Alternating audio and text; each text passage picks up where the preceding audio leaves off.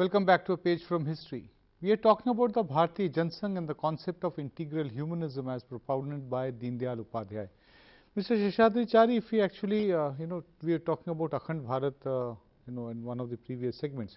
Now, if one actually leaves aside just the coinage of the word Akhand Bharat, but the basic thing is that there is this basic strand of argument which keeps on coming up whenever we talk about the Jansangh or the RSS or the BJP and its philosophy, is that the national identity has been neglected in India by other political parties. There is also this constant juxtaposition between two types of nationalism, or how we define Indian nationhood, whether it is to be in terms of cultural nationalism or whether to be it is in the terms of what is also called territorial nationalism. This is something which is very abstract, but I think this forms one of the core, which sets apart the basic difference between the Jansangh and its subsequent party, the BJP or the RSS. The worldview is completely at difference with the other adversaries. No, if you look at it very closely, the worldview of the RSS, Jansangh, and to a very large extent of the Congress at that time was not very different. Right. But they were different from the worldview or the political explanations that was made by the left, that is the Communist Party. Right. So this was the dividing line between the political groups. With practically we can dare say the Congress and Jansangh on one side, as looking at India as one country, whereas the left looking at India as union of states with different cultures, different kind of a structure. But that is what is the general predominant belief. That was not the predominant belief that was propounded either by Gandhiji or even by Pandit Jawaharlal Nehru. So the differences between Pandit Jawaharlal Nehru and Gandhi to a very large extent was on the economic aspect. Gandhiji warned Nehru of the socialism that Pandit Jawaharlal Nehru was trying to adopt, and he said, you don't know how it may work out to be. If it works out well, it is good, otherwise it will be very bad for the country. And Gandhiji's insistence was on Hind Swaraj, Gandhiji's insistence was on agriculture, his insistence was on rural economy, rural development, and so many other differences. The differences are mainly economic policies, whereas the difference between Congress, Jansangh on the one side and the communist, the left on the other side, was very different. Left looked at India not as a one entity, but now of course there is a sea change of ideological difference between the left also to a very large extent, but they saw it as different segments. Right. And another idea was the adoption of either the Russian model or the Chinese model of social inclusion and integration, as against the idea of social integration propounded, as Dr. Mukherjee said, by say Rabindranath Tagore or Swami Vivekananda. Swami Vivekananda also spoke of the same thing. He said a new India will rise from the homes of the downtrodden. A new India will rise from the fields, from the peasant's house, from the ironsmith's factories. So this is what Swami Vivekananda expounded. So work for him, work for the downtrodden, work for the last man. But while doing all these things, looking at the whole the country with as a one unit and with a historical perspective. Right. This historical perspective and a clearly demarcated narrative was what was different from Jansangh and other political parties. Let me get Professor Mukherjee's views on this. This entire issue of neglect of national identity, which I was talking about, cultural nationalism being juxtaposed with territorial nationalism. What Seshadri is contended, that it was basically the Jansangh and the Congress on one side. The problem was that it was the left view of Indian society which was on the other side, and which has possibly led the overall broad societal understanding of what India constitutes today. You see, I have slight disagreement with him. And if you remember, the debate on nationalism in India has a long history.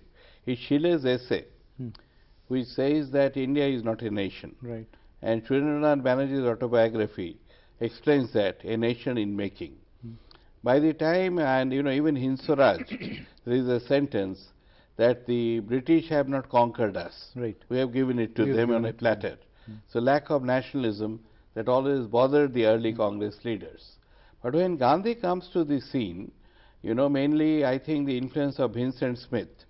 If you remember the two important phrases of Smith, one is Akbar the Great, and second is India's unity in diversity, was imbibed by the nationalists.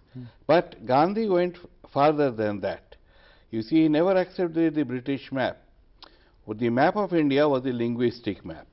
So in a way, this cultural differentiation and the decentralization was imbibed by Gandhi and was followed up.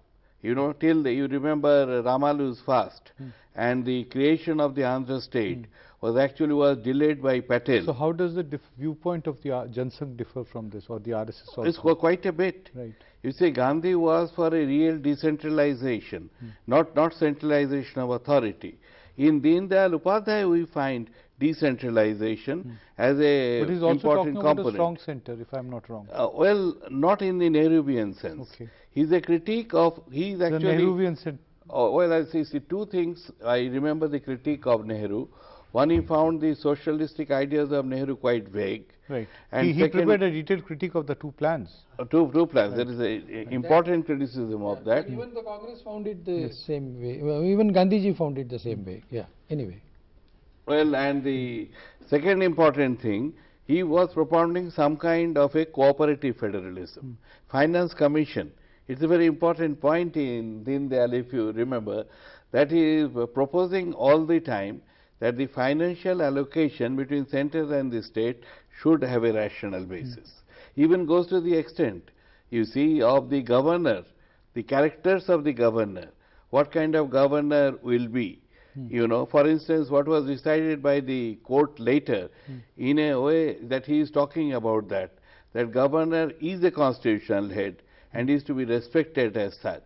I think one very important point that comes out in Deen Dayal is the dissatisfaction with the entire working of parliamentary democracy in India. So he wanted important correctives to be imbibed, not in the context of just winning seats, but also in the context of building a national alternative. Mind you that one very important scenario in India is, what was the projection earlier? That the ultimate battle will be fought between the congressmen and the ex-congressmen, as it is said in the Soviet Union, the communists and the ex-communists. But from the very beginning, and there I will credit Shyama Prasad Mukherjee also, that he is talking in terms of a policy alternative. And the policy alternative with details, with a critique and an alternative. And criticism is very easy. But then he is talking like that. I tell you another interesting part of Deen Dayal, that is the critique of Swatantra Party.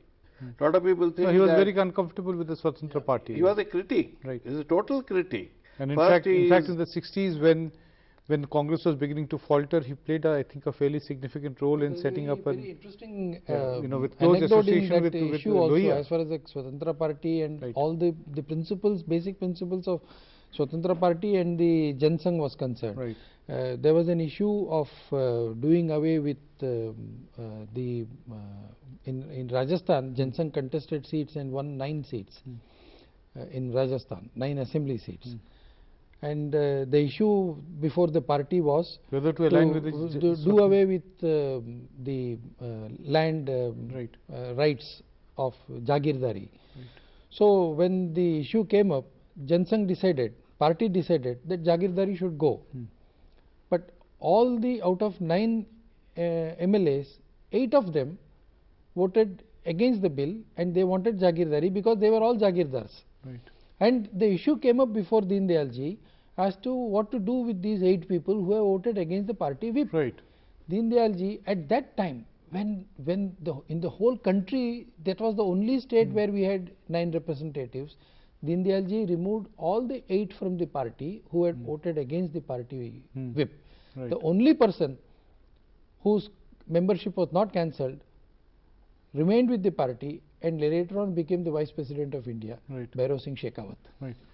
Right. You know, there is actually a very interesting thing also, you know, what you were saying, you know, that even, you know, after the death of Deen Dayal ji, this possible sentiment continued within the Jansangh when Indira Gandhi nationalized banks. You know, at that point, Jansangh supported bank nationalization, whereas the Swatantra Party was opposed to it. And this what led to the split in the Jansangh at that time. Balraj Madhok and others left the party, and at that point it was called, the revolt from the right. The line that was being led by Atal Bihari Vajpayee and others at that time was often said to be the leftward tilt of the Jansangh. Some of the scholars have defined it. Anyway, I am not saying that is anyway. But one thing I wanted to point out. Yes. Has if one has to use this left-right category. Right. No, it's very difficult. One is that it should not be put in those categories. That's why it's called the third way. Right. But if one is to find left examples or left leaning in that, it is highly left in that sense. No, there was a highly egalitarian approach in his thinking. I think very egalitarian. But I think what is very important in Deen Dayal's thought, and which comes from the Indian tradition, is that in economic thinking, one has to give primacy to agriculture, because that is what touches the largest number of people. And I think I want to emphasize this today, because Deen Dayal ji is emphasizing it enormously. And Bhajpa of today is perhaps moving away from that great emphasis on agriculture that Deen Dayal ji has. That har haath ko kaam, har khet ko pani. Har haath ko kaam, har khet ko pani was Deen Dayal ji's idea, in a way. But then if you were to look at left, what Sudarshan ji kept on paraphrasing Deen Dayal ji saying, that what he is saying is that jo kamayega wo khilayega, jo janma hai wo khayega. But what was, if I try to ask you that, what was his approach on, on modernizing economic activity in terms of, participation of private capital, growing industrialization? What was his viewpoint?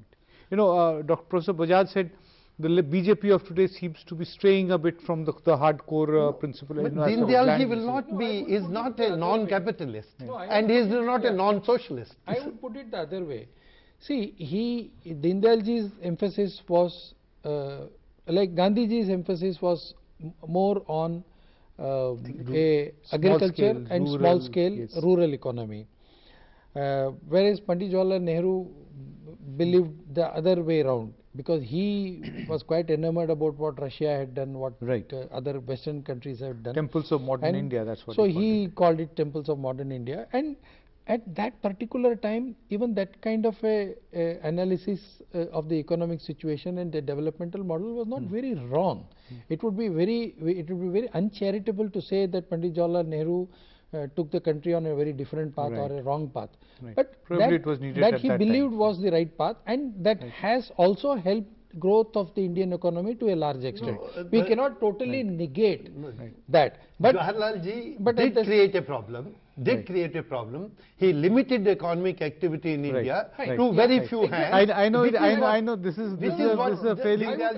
After all, this two plans is a very systematic analysis of what Jawaharlal ji is doing, and very systematic critique of that. And the problem is that the way he is going, the economy is being limited to a very I'm sorry, I'll have to pause at this time. Opposition to this kind of a thought Mrs. Chari, can I just take a pause at this time? I need to take a break, and then we'll come back and resume this very interesting point in our discussion. Quite often it is argued that parties need to evolve their ideology and worldview with changing times. To what extent did the Jansangh evolve with the times? And more importantly, to what degree has the BJP changed as it itself grew from a small peripheral party to one which is governing at the center? Be with us. We will return for the final segment on this program. Come back to a page from history. It is 50 years since the idea of integral humanism of Deen Dayal Upadhyay was accepted as the principles and policies of the Bharatiya Jansangh. Professor Bajaj, in the some time ago in this program, we were actually talking about this constant juxtaposition in today's politics about cultural nationalism and territorial nationalism. To the best of the understanding of any viewer of Indian politics, looks like that this issue is going to dominate the political discourse in this country, at least for the next few years in the near future. Now, how do you look at this juxtaposition between these two types of nationalism? Quite often say that this is the basis of how we define Indian nationhood. Nilanjan, in the pre-independence period, Indians were not confused about this issue. They were fighting for what we are calling cultural nationalism. The whole great freedom movement that Mahatma Gandhi ji carried on. If you read Hind Swaraj, it's it's a Bible of cultural nationalism. That what are you after all struggling for? He's saying the English may remain here, but we don't want the English civilization to be here. But if English remain and English go and English civilization remain, then that's not the Swaraj I'm asking for. So he's asking for not territorial nationalism. He's not, and there is really in the world nothing like territorial nationalism. All nations live and die for, in addition to the land they have, interest for some great ideas they want to manifest in the world. Otherwise, what is the point of being a nation? What's the point of being a person also, if you do not have a great idea to manifest? And what is important, Mahatma Gandhi manifested that idea very strongly. There were people who were opposed to it, but they were not strong enough to change the mainstream thought. No, would you say that? But after independence, would you say that some confusion comes in with, you know, what Professor Mukherjee talked about, this concept of unity in diversity suddenly coming up and, you know, conveying this feeling that we are not exactly united, but somehow we are united. Unity in diversity is the essential thought of India. But unity is important, and diversity is important. Okay. Diversity is not something which doesn't have a unifying idea. And not territorial nationalism means there are these states and there are these villages, but they are not joined together by any great idea. And that cultural nationalism means that all these are there, they're important in themselves, but there's an overarching idea which is joining. If someone asks, you know, what is the ekatmata. So what is the idea that unites India? You know, the major problem that comes here is we try to understand the basic unity of India through a language which is not equipped to really explain it. When you say cultural nationalism, the idea of cultural nationalism is very different from what India represents. The national ethos, or the what we call the idea of India, the Rashtriya Pehchan, which we say in Hindi, that identity is what is more important. And as Dr. Bajaj said, there is a overwhelming unity already existing, and it does not require politics or the government to bring these people together. Like Deen Dayal ji himself used to say, that what we should have is basically a representative politics, representative democracy. We have about 540. He spoke of Janpad. He said there could be more than 600, 700 Janpads, and each Janpad electing a representative for the parliament in order to keep the center strong. Right. But at the same time, there will be what, in his own words, was the Panchayati Raj. That at village level and slightly above village, there should be a team of people who know what is good and what is bad for the society, and they decide what is good and bad for the society. Let me get the opinion of Professor Mukherjee on this entire issue, juxtaposition of cultural nationalism and territorial nationalism. You know, how do you look at this entire debate? I think the overemphasis on Hind Swaraj confuses the issue. We should not forget the evolution of Gandhi, and Hind Swaraj should be looked to some kind of Plato's republic, and the parliamentary Swaraj that Gandhi invokes. By the time he gives Congress a constitution and makes it a mass party, and that I think we should try to follow as a political message. You see, there is always a differentiation between the political arrangement and some mythical notions. And Gandhi himself called himself a practical idealist, and in the context of that, you really look to the evolution, having the Congress election every year, making the president a very important one, and the continuation of that in free India. Now, if you really look to Deen Dayal in the context of that Gandhian tradition, I think he is more akin to Western Marxism. He is disillusioned with fascism, he is disillusioned with communism, and he is also disillusioned with Nehruvian socialism. So he is looking for a third way. But what is the context of that third way? I think a very important component of that, he understands India to be an adversarial democracy. So try to build a consensual basis of democracy. That I think one of the lasting Right. contributions. You know, this consensual basis of democracy, and the point is that parliamentary democracy in the 15 years that Deen Dayal Upadhyay was active, no, 15 years, slightly more than that, when he propounded the idea of integral humanism, by the time India had seen about almost a decade and a half of parliamentary democracy, the first signs of cracks were beginning to be seen in the 60s.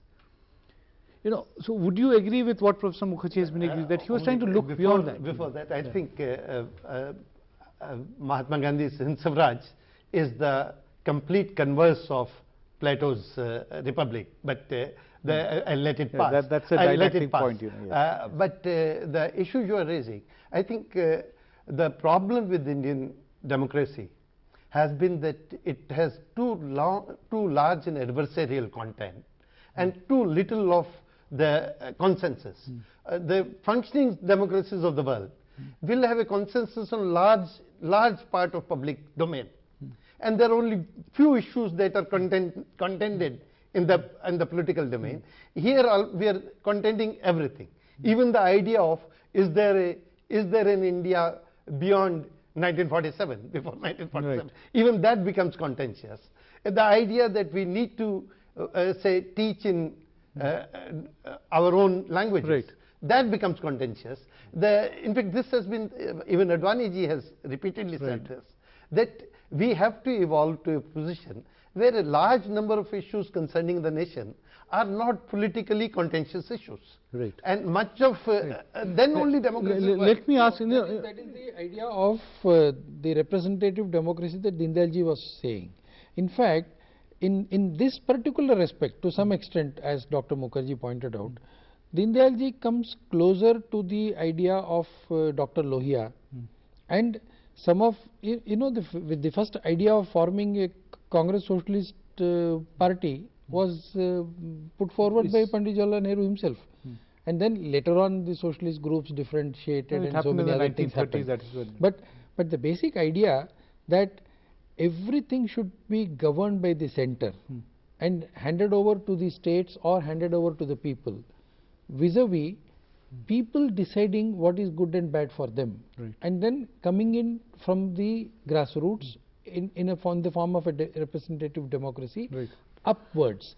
This whole idea had to be debated either probably in 1947, 48, 49, 50. Unfortunately, that was a very traumatic period post-partition that we underwent, and not much discussion was undertaken as far as the basic structure of the country is concerned, basic structure of the constitution is concerned. So whatever was there in 1935 India Act, we adopted. I just have a very short question for you, Professor Mukherjee. We are beginning to run out of time in the discussion. How much of the Jansangh is there in today's politics, specifically in the BJP? Well, it's quite different. Right. I think the moorings and beginning at that time was still in a very embryonic shape.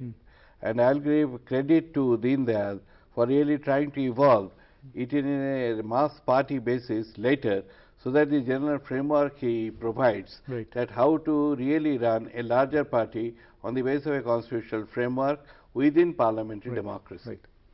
I'd like a quick response from you. You have been in the RSS, you have been in the Jansangh, and you are in the BJP now. How much of continuity is there in terms of basic idea? I think there is continuity. We cannot totally neglect the idea of being not continuous at all. There is continuity, but when there are certain structural changes that had to be made in keeping with the demands of the time. Those structural changes have been made as far as the political party structure is concerned. There has been a but the basic idea, of Jansangh, and the basic idea, the philosophy, the political philosophy, the Ekatma Manav Darshan. Again, I am emphasizing not on integral humanism, because Deen Dayal ji himself has said there is no ism. So it is Darshan. That Darshan, that idea, the narrative of India is common to Jansangh and BJP. Very well said. Thank you. It's time for me to wind up this program. I've run absolutely out of time. Thank you very much for coming and joining me on this program. Thank you. There are plans to organize several thousand lectures on the political and economic thoughts of Pandit Deen Dayal Upadhyay to mark his birth centenary. It would go a long way in filling the void of information and understanding of the BJP and its ideological roots. We hope this program has enabled you to form a better understanding. Do give us your feedback and write to us. Our email ID is historylstv@gmail.com. We will return next week. There will be another page from history and another panel of experts. Till then, goodbye.